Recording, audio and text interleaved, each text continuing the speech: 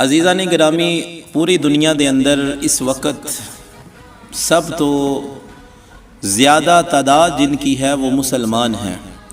یعنی پتہ چلتا ہے کہ دنیا میں ہر چوتھا شخص جو ہے وہ مسلمان ہے۔ تو اس کے باوجود مسلمان کمزور کیوں ہیں؟ اس کے باوجود مسلمانوں پر ہی ظلم اور زیادتی، اس کے باوجود مسلمان ہی کفر کا کیوں ان کا شکار بنے ہوئے ہیں؟ ان کی ظلم کی چکی میں کیوں پس رہے ہیں؟ اس کی وجہ کیا ہے؟ عزیزان محترم، اس کی وجہ یہ ہے کہ مسلمانوں نے اپنا وقار اور اپنی پہچان ختم کر لی ہے، اپنے آپ کو پہچان نہیں رہے۔ دنیا میں وہ فرمایا کہ دنیا میں رہنا ہے تو کچھ پہچان پیدا کر، اس دنیا میں رہنا ہے تو کچھ پہچان پیدا کر، اس لیے کہ لباس خضر کے اندر یہاں ہزاروں راہزن پھرتے ہیں۔ تو اس لیے مسلمان جب اپنا مقام اور مرتبہ اور شان کو پہچان لیں گے تو پھر ان کے سامنے انڈیا کیا کئی سپر پاوریں آ جائیں تو پھر یہ سب کو ہلکے میں لیں گے، یہ سب کو کچھ بھی نہیں سمجھیں گے، ان کے آگے کچھ بھی نہیں ہے۔ جب یہ اپنی ایمانی قوت اور طاقت کو پہچان لیں اور پھر یہ کسی معاملے کی طرف، کسی کام کی طرف، کسی کام کا عہد کر لیں، پھر اس طرف رخ کر لیں، تو پھر یہ انڈیا والوں کے جو بھگوان ہیں اور مورتیاں ہیں اور جو ان کے خدا بنے ہیں، پھر ان کو یہ بھی نہیں بچا سکتے۔ انڈیا والوں کو پھر ان کے یہ خدا نہیں بچا سکتے۔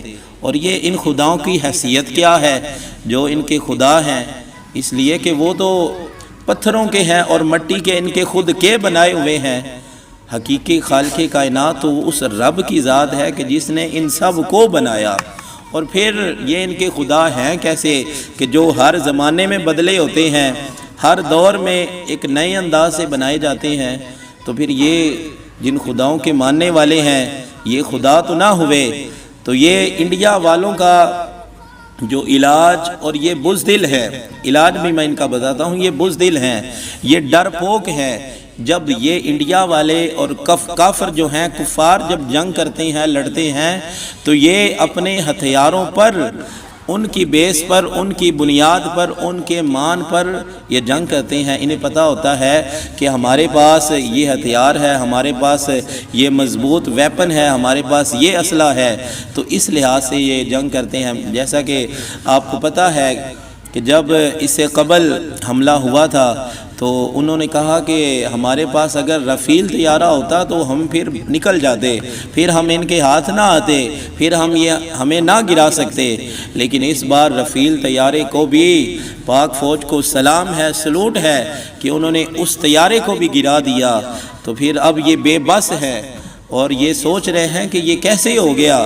تو وجہ یہ ہے کہ مسلمان جب کسی کام کا عہد کر لیتے ہیں، کسی بات کی طرف، معاملے کی طرف رخ کر لیں، تو پھر اللہ تبارک و تعالی ان کو فتح عطا فرماتا ہے۔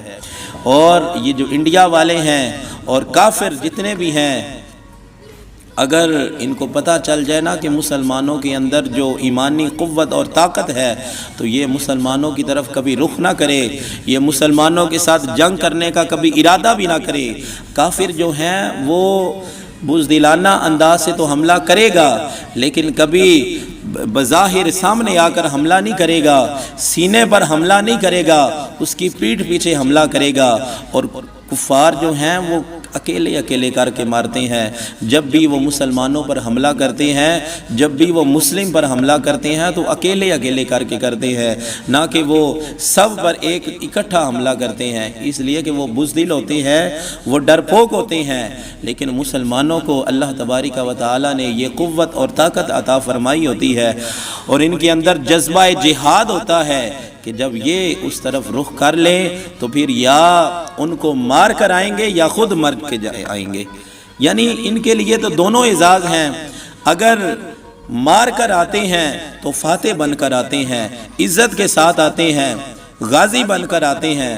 لیکن اگر شہید ہو جائے تو شہید کا مقام کم ہے، پھر شہید کا مرتبہ بھی بڑا ہے۔ تو مسلمانوں کے لیے تو یہ دونوں اعزاز ہی بہت بڑے ہیں۔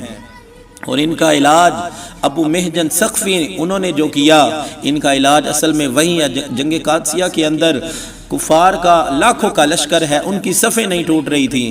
صفیں کیسے ٹوٹتی ہوئی؟ ظاہر ہے کہ زنجیروں کے ساتھ وہ جکڑے ہوئے اور بندھے ہوئے تھے تو صفیں ٹوٹ نہیں رہی تھی۔ تو آپ نے کیا کیا؟ آپ گھوڑے پر سوار ہوئے، تلوار ہاتھ میں پکڑی، ایسے گھوڑا دوڑایا اور تلوار ہاتھ میں پکڑ کر ایسے چلاتے جا رہے ہیں کہ ان کی گردنیں اتارتے جا رہے ہیں، اتارتے ہی جا رہے ہیں، ایسے ٹک ٹک کر کے اتارتے جا رہے ہیں۔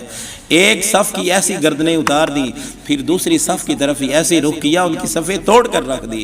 ان کا علاج یہی ہے کہ جو ابو محجن ثقفی نے کیا، ان کا علاج یہی ہے کہ جو سلطان صلاح الدین ایوبی نے کیا، ان کا علاج یہی ہے کہ جو شہاب الدین محمد غوری نے کیا، ان کا علاج یہی ہے کہ جو ٹیپو سلطان نے کیا، ان کا علاج یہی ہے کہ جو محمود غزنوی نے کیا، ان کا علاج یہی ہے جو خالد بن ولید نے کیا، ان کا علاج یہی ہے جو سعد بن ابی قتادہ نے کیا، ان کا علاج یہی ہے جو حضرت مولا کائنات حضرت علی رضی اللہ عنہ نے کیا، ان کا علاج یہی ہے جو فاروق اعظم نے کیا، ان کا علاج وہی ہے کہ جو سیدنا صدیق اکبر نے کیا۔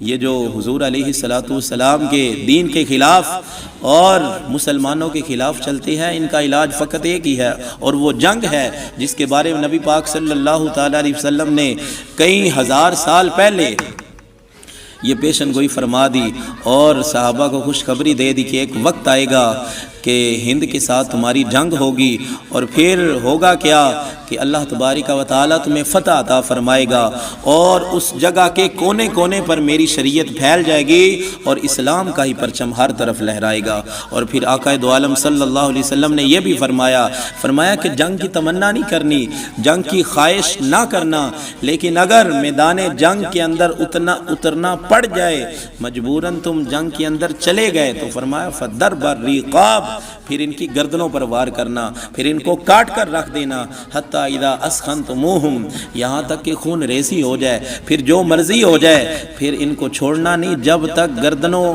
کا معاملہ ختم نہ ہو جائے، جب تک گردنیں کٹ نہ جائیں، جب تک ان کی نسلیں ختم نہ ہو جائے، اس وقت تک ان کو نہیں چھوڑنا۔ تو یہ اپنے آپ کے بارے میں سوچیں، اپنے نسلوں کو اگر انہوں نے بچانا ہے، ابھی سے ختم کرنا ہے تو ابھی کر لیں۔ مسلمان اگر کل کو اعلان ہوگا تو کل بھی تیار ہوں گے جذبہ جہاد کے لیے، اور اگر آج اعلان ہوتا ہے تو مسلمان جہاد کے لیے آج بھی تیار ہوگا۔ یہ مسلمانوں کو اعزاز حاصل ہے۔ اللہ تبارک و تعالی مسلمانوں کو ہر لحاظ سے فتح عطا فرمائے اور ان کی حفاظت فرمائے، آمین۔ وما علینا الا البلاغ۔